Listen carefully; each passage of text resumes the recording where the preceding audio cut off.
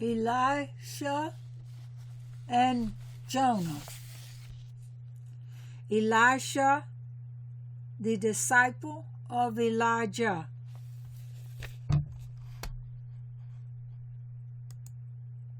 The voices of the thousands of prophets of his time were stilled when Elijah was translated from earth to heaven. With him vanished the prophetical spirit of those who in former times had in no wise been his inferiors. Elisha was the only one among them whose prophetical powers were not diminished. On the contrary, they were strengthened. As a reward for the unhesitating readiness with which he obeyed Elijah's summons and parted with the field he was ploughing and with all else he possessed in favor of the community. Thenceforward, he remained Elijah's unwearying companion. When the angel descended from heaven to take Elijah from earth, he found the two so immersed in a learned discussion that he could not attract their attention, and he had to return, his errand unfulfilled. Elijah's promise to bestow a double portion of his wondrous spirit upon his disciple was realized instantaneously. During his life, Elisha performed 16 miracles, and 8 was all his master had performed. The first of them, the crossing of the Jordan, was more remarkable than the corresponding wonder done by Elijah. For Elisha traversed the river alone, and Elijah had been accompanied by Elisha. Two saints always have more power than one by himself. His second miracle, the healing of the waters of Jericho, so that they became fit to drink, resulted in harm to himself. For the people who had earned their livelihood by the sale of wholesome water were very much incensed against the prophet for having spoiled their trade. Elisha, whose prophetic powers enabled him to read both the past and the future of these tradesmen, knew that their ancestors, and their posterity had not even the aroma of good about them. Therefore he cursed them. Suddenly a forest sprang up, and the bears that infested it devoured the murmuring traders. The wicked fellows were not undeserving of the punishment they received. Yet Elisha was made to undergo a very serious sickness by way of correction for having yielded to passion. In this he resembled his master Elijah. He allowed wrath and zeal to gain the mastery over him. Yahuwah desired that the two great prophets might be purged of their fault. Accordingly, when Elisha rebuked King Jehoram of Israel, the spirit of prophecy forsook him, and he had to resort to artificial means to reawaken it within himself. Like his teacher, Elisha was always ready to help the poor and the needy, as witness his sympathy with the widow of one of the sons of the prophets and the effective aid he extended to her. Her husband had been none other than Obadiah, who, though a prophet, had at the same time been one of the highest officials at the court of the sinful king Ahab. By verse, an Edomite, Obadiah, had been inspired by Yahuwah to utter the prophecy against Edom. In his own person, he embodied the accusation against Esau, who had lived with his pious parents without following their example, while Obadiah, on the contrary, lived in constant intercourse with the iniquitous King Ahab and his still more iniquitous spouse Jezebel without yielding to the baneful influence they exercised. The same Obadiah not only used his own fortune, but went to the length of borrowing money on interest from the future king in order to have the wherewithal to support the prophets who were in hiding. On his death, the king sought to hold the children responsible for the debt of the father. In her despair, the pious wife of Obadiah went to the graveyard, and there she cried out, "O thou God-fearing man!" At once a heavenly voice was heard questioning her. There are 4 God-fearing men, Abraham, Joseph, Job, and Obadiah. To which of them dost thou desire to speak? To him of whom it is said, he feared the Lord greatly. She was led to the grave of the prophet Obadiah, where she poured out the tale of her sorrow. Obadiah told her to take the small remnant of oil she still had to the prophet Elisha and request him to intercede for him with God. For God, he said, is my debtor, seeing that I provided 100 prophets, not only with bread and water, but also with oil to illuminate their hiding place. For do not the scriptures say, he that hath pity upon the poor lendeth unto the Lord? For with the woman carried out his behest. She went to Elisha, and he helped her by making her little cruse of oil, fill vessels upon vessels without number. And when the vessels gave out, she fetched potsherds, saying, may the will that made empty vessels full make broken vessels perfect. So it was. The oil ceased to flow only when the supply of potsherds as well as vessels gave out. In her piety, the woman wanted to pay her tithe offering, but Elisha was of the opinion that, as the oil had been bestowed upon her miraculously, she could keep it wholly and entirely for her own use. Furthermore, Elisha reassured her as to the power of the royal princess to do her harm.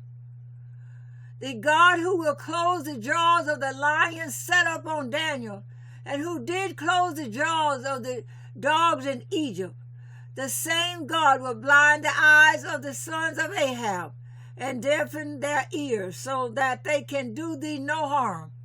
Not only was the poor widow helped out of her difficulties, her descendants unto all times were provided for. The oil rose in price, and it yielded so much profit that they never suffered want.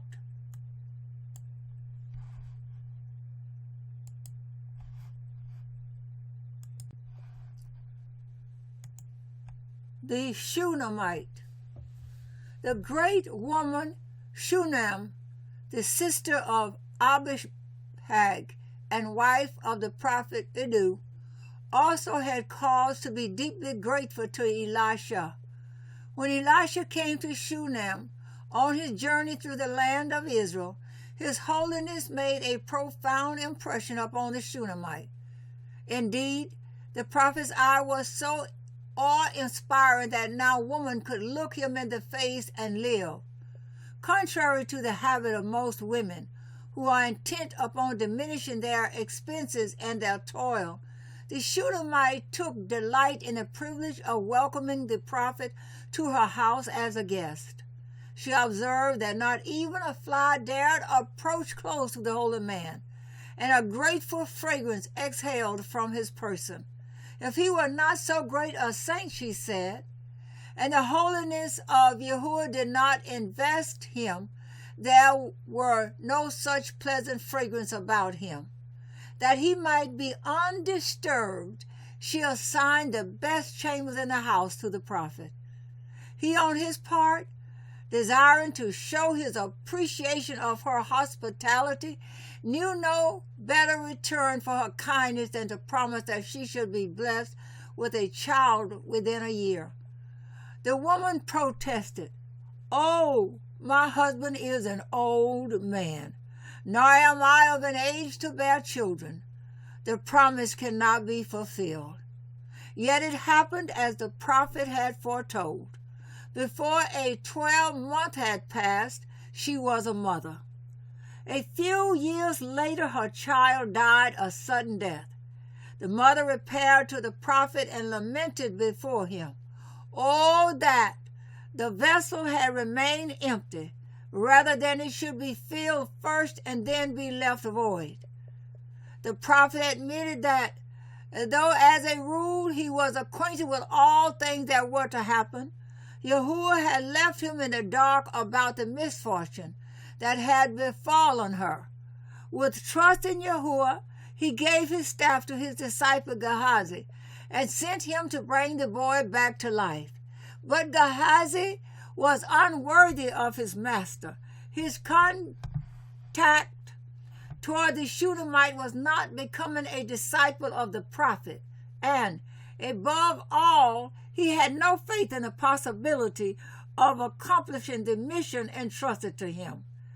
Instead of obeying the behest of Elisha, not to speak a word on his way to the child of the Shunammite, Gehazi made sport of the task laid upon him.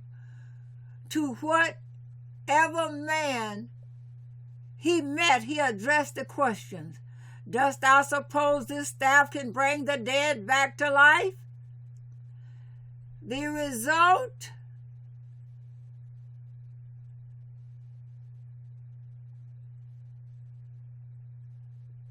was that he forfeited the power of executing the errand with which he had been charged. Elisha himself had to perform the miracle. The prophet uttered the prayer, "O Yahuwah of the world, as thou didst wonders through my master Elijah, and didst permit him to bring the dead to life, so I pray thee, do thou perform a wonder through me, and let me restore life to this lad." The prayer was granted, and the child was revived. The act of the prophet proved the duty of gratitude in return for hospitality. Elijah did not attempt to resuscitate his own kith and kin who had been claimed by death. He invoked a miracle for the sake of the woman who had welcomed him kindly to her house.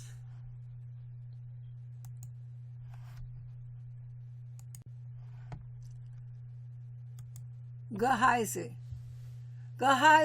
proved untrustworthy by his conduct on this occasion, again aroused the ire of the prophet when he disregarded the order not to accept money from Naaman, the Syrian captain.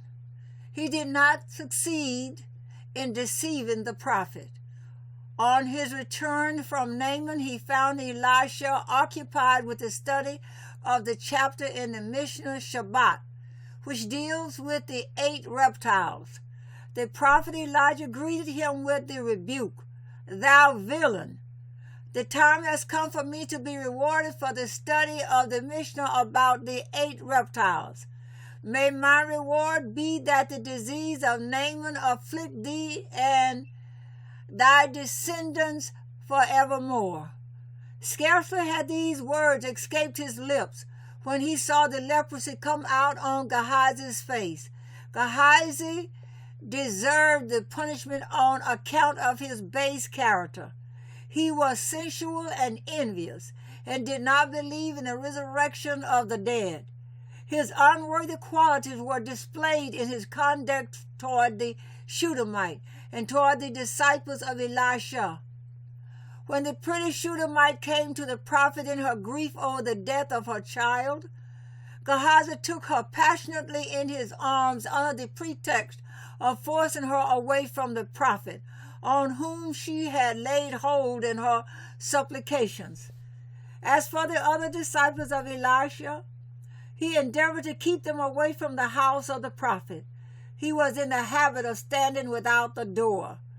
This induced many to turn away and go home, for they reasoned that if the house were not full to overflowing, Gehazi would not be standing outside. Only after Gehazi's dismissal did the disciples of Elisha increase marvelously.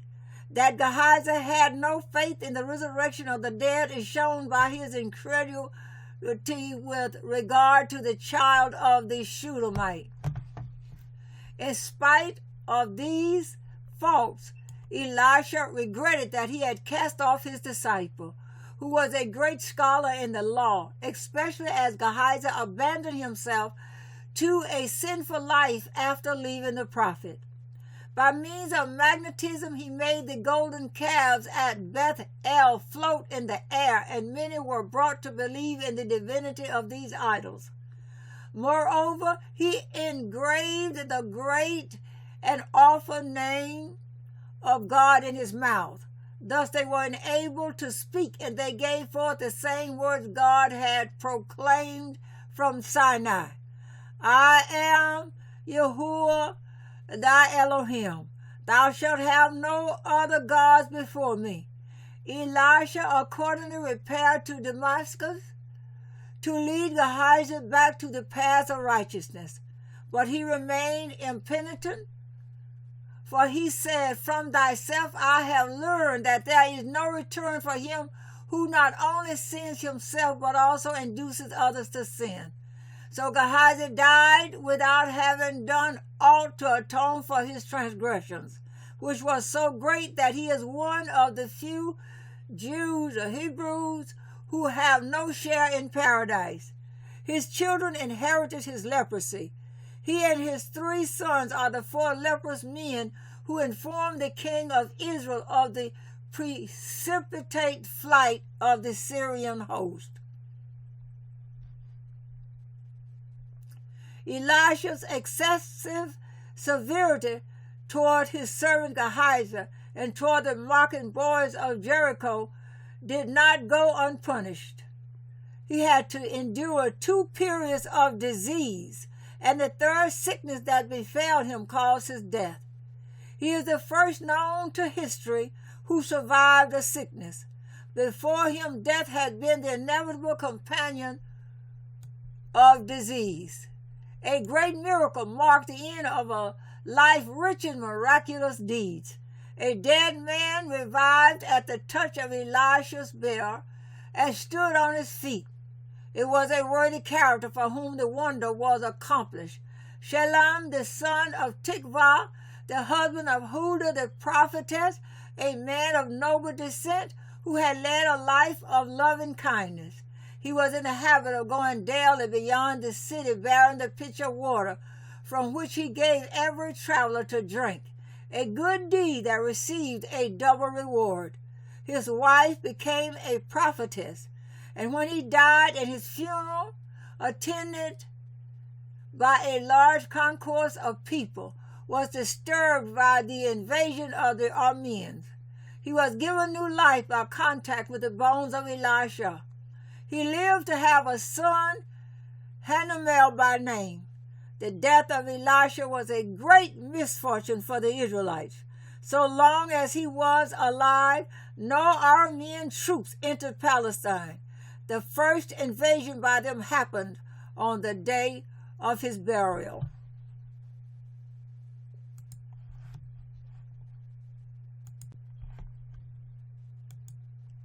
The flight of Jonah. Among the many thousands of disciples whom Elisha gathered about him during the 60 years and more of his activity, the most prominent was the prophet Jonah. While the master was still alive, Jonah was charged with the important mission of anointing Jehu, capital Jehu, king.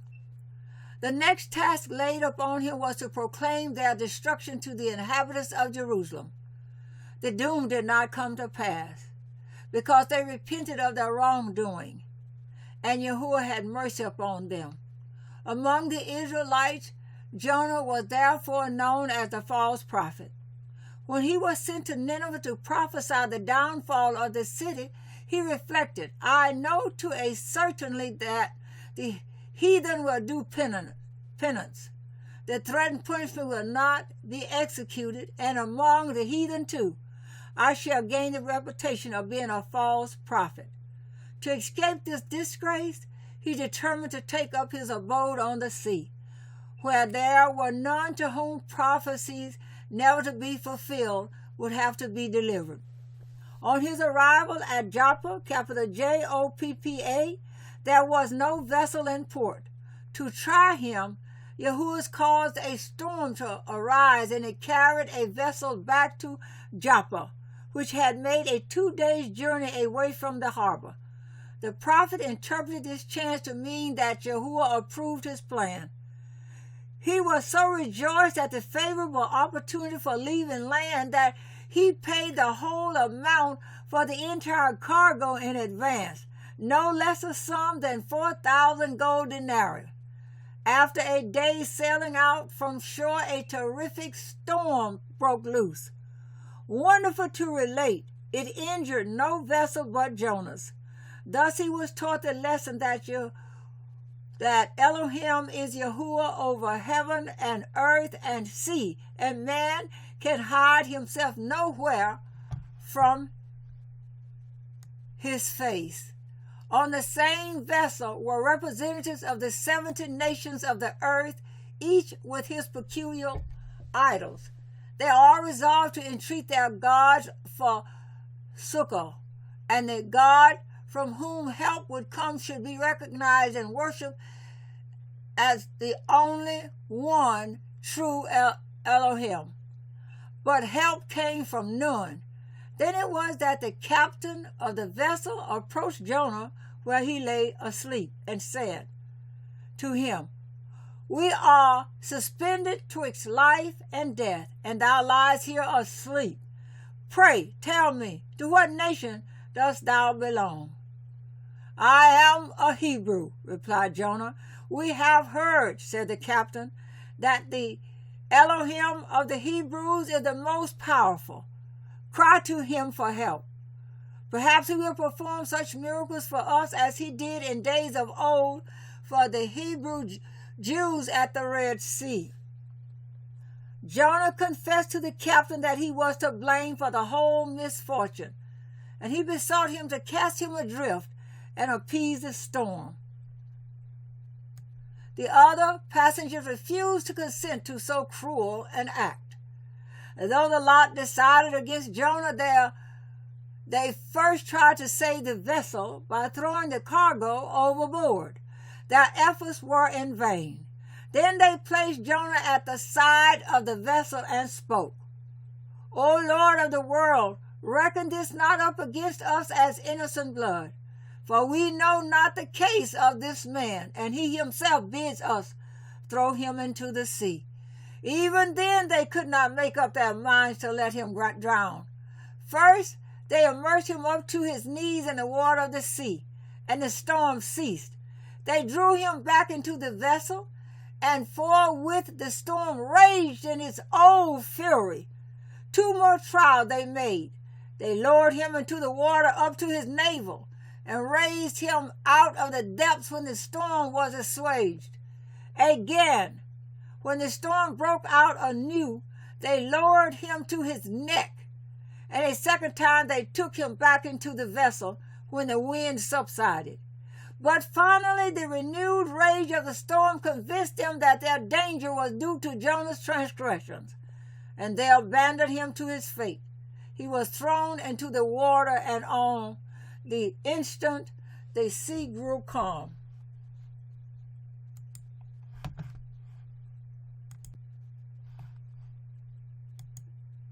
Jonah in the whale.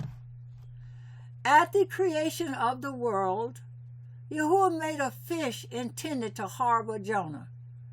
He, as so large that the prophet was as comfortable inside of him as in a spacious synagogue. The eyes of the fish served Jonah as windows, and, besides, there was a diamond which shone so brilliantly as the sun at midday, so that Jonah could see all things in the sea down to its very bottom. It is a law that when their time has come, all the fish of the sea must betake themselves to Leviathan and let the monster devour them. The life term of Jonah's fish was about to expire, and the fish warned Jonah of what was to happen. When he, with Jonah in his belly, came to Leviathan, the prophet said to the monster, "For thy sake I came hither.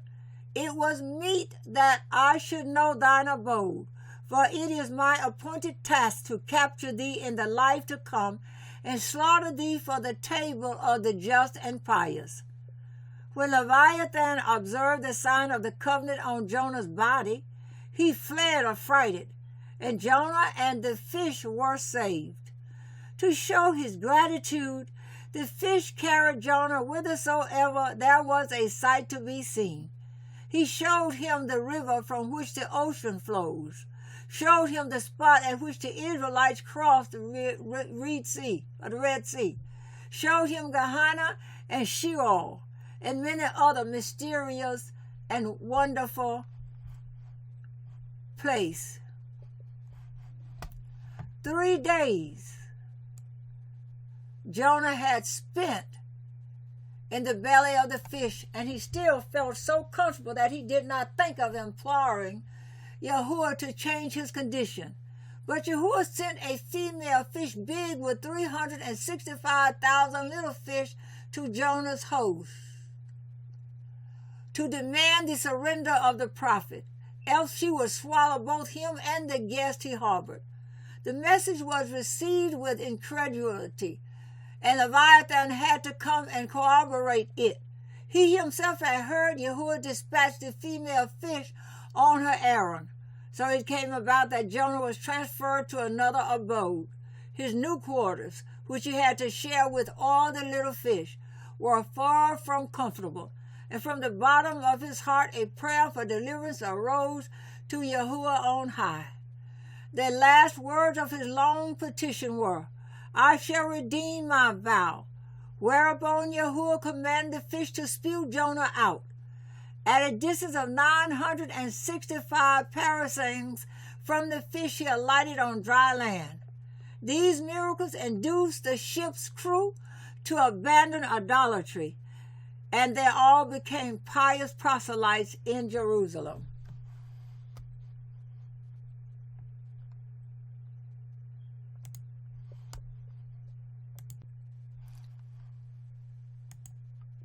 The repentance of Nineveh. Jonah went straightway to Nineveh, the monster city covering 40 square parasangs and containing 1.5 million of human beings. He lost no time in proclaiming their destruction to the inhabitants. The voice of the prophet was so sonorous that it reached to every corner of the great city, and all who heard his words resolved to turn aside from their ungodly ways. At the head of the penitents was King Osnappar, that's capital Osnappar, of Assyria. He descended from his throne, removed his crown, threw ashes on his head instead, took off his purple garments, and rolled about in the dust of the highways. In all the streets royal heralds proclaimed the king's decree, bidding the inhabitants fast 3 days, wear sackcloth, and supplicate Yahuwah with tears and prayers to avert the threatened doom. The people of Nineveh fairly compelled Yahuwah's mercy to descend upon them. They held their infants heavenward, and amid streaming tears they cried, "For the sake of these innocent babies, hear our prayers." The young of their stalled cattle they separated from the mother beast. The young were left within the stable. The old were put without. So parted from one another, the young and the old began to bellow aloud. Then the Ninevites cried, "If thou wilt not have mercy upon us, we will not have mercy upon these beasts." The penance of the Ninevites did not stop at fasting and praying. Their deeds showed that they had determined to lead a better life. If a man had usurped another's property, he sought to make amends for his iniquity.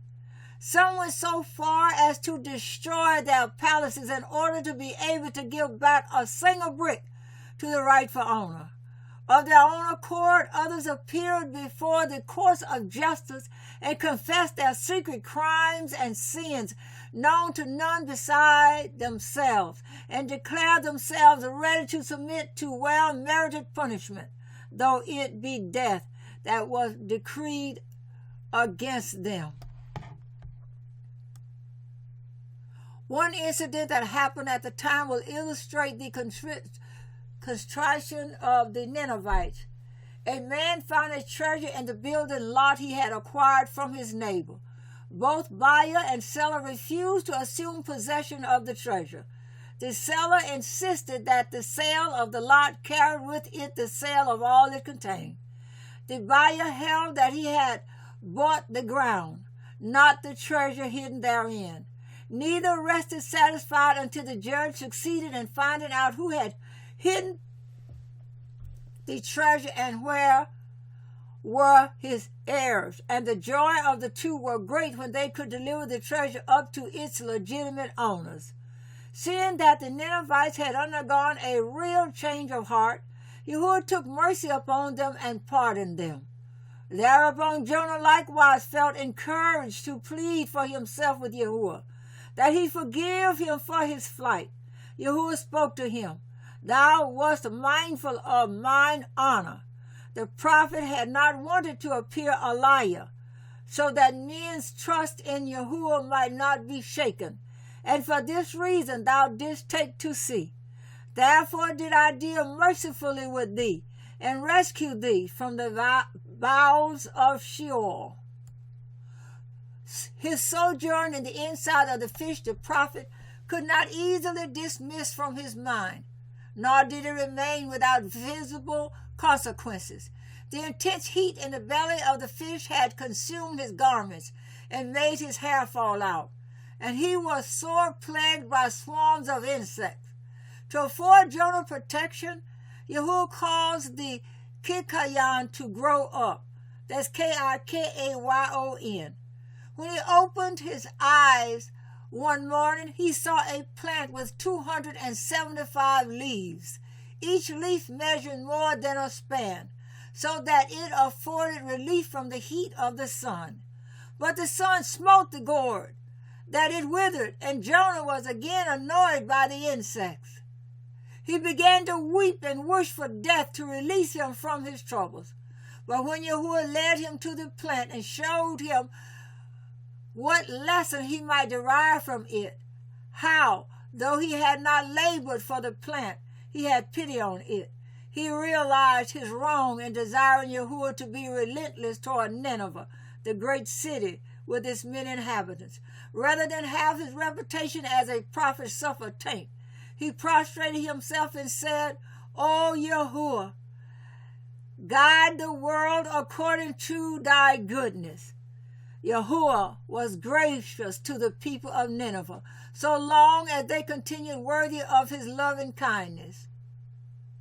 But at the end of 40 days they departed from the path of piety, and they became more sinful than ever. Then the punishment threatened by Jonah overtook them, and they were swallowed up by the earth. Jonah's suffering in the watery abyss had been so severe that by way of compensation of Yahuwah exempted him from death. Living, he was permitted to enter paradise. Like Jonah, his wife was known far and wide for her piety.